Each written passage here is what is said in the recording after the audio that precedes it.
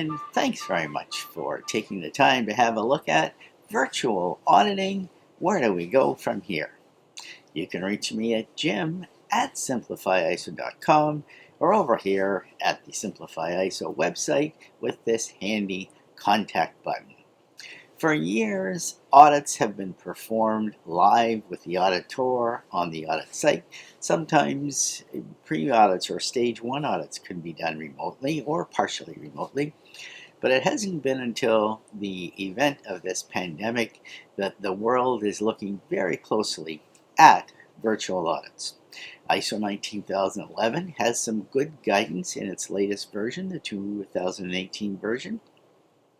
And we can have many benefits from virtual auditing: saving travel time, saving auditors' expenses, saving environmental issues with traveling by plane and by car. It'll save the auditee costs for meals, hotels, and so on. Plus, it'll give the auditors more time with their families.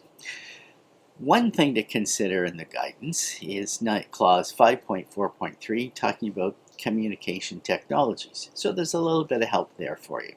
5.4.4G talks about resources that support collaboration: Skype, Microsoft Teams. Our platform will certainly make internal audits or external audits from a remote location very easy to do. GoToMeeting, ReadyTalk, all kinds of different tools that will help. One thing to keep in mind is the balance between audits being performed on site and audits being performed remotely. It's possible that there will be some circumstances where on-site will have to take place, but with today's technology, laptops, pads, tablets, and so on, with cameras, it's going to be possible, with a little bit of work and a little bit of collaboration, a little bit of manipulating, it's going to be possible to actually see almost as much as you could see if you were actually there. There's a table in Annex A in ISO 19011 that talks about the times when you can be remote auditing with the auditee and perhaps doing some remote auditing without the auditee. I think these days most of the remote auditing is going to be done in collaboration with the auditee, just so people can find their way around things and make use of the material that the auditee has available.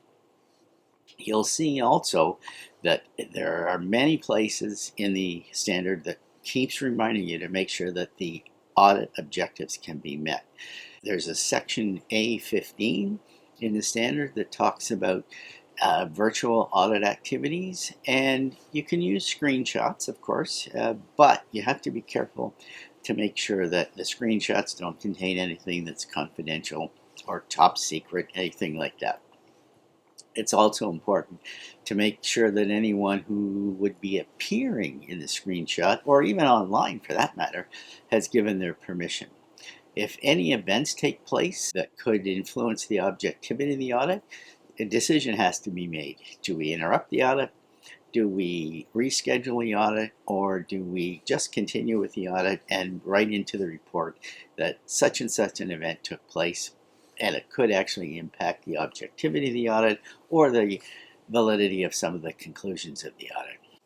If you were able to get a floor plan as the auditor of the place that you're auditing, that can help too.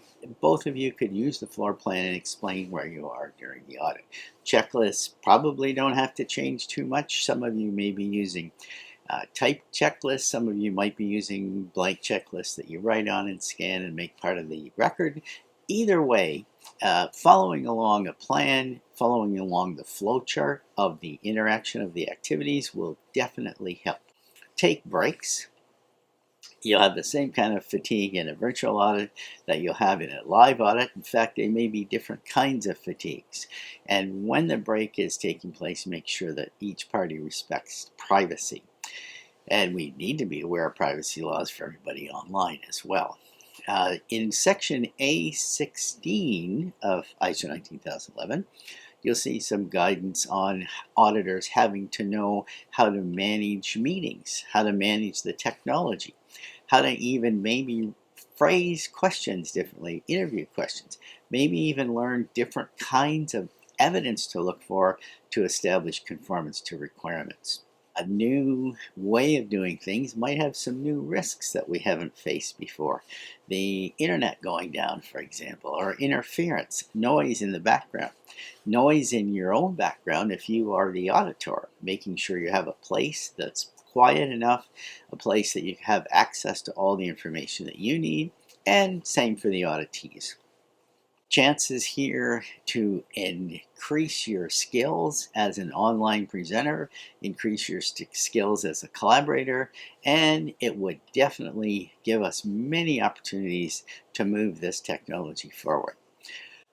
Our platform will certainly make internal audits or external audits from a remote location very easy to do. Everything's contained here, and if you'd like a demo, just use the button on the website to schedule a demo, and we'll spend 10 or 15 minutes with you to see if it's a fit. There's a link down below the video for our April 27th, 2020 free webinar on enhanced internal auditing. If you can join us, that would be great. Thanks very much for having a look. Bye for now, and be sure to join us next time for putting risk in its place. See you soon.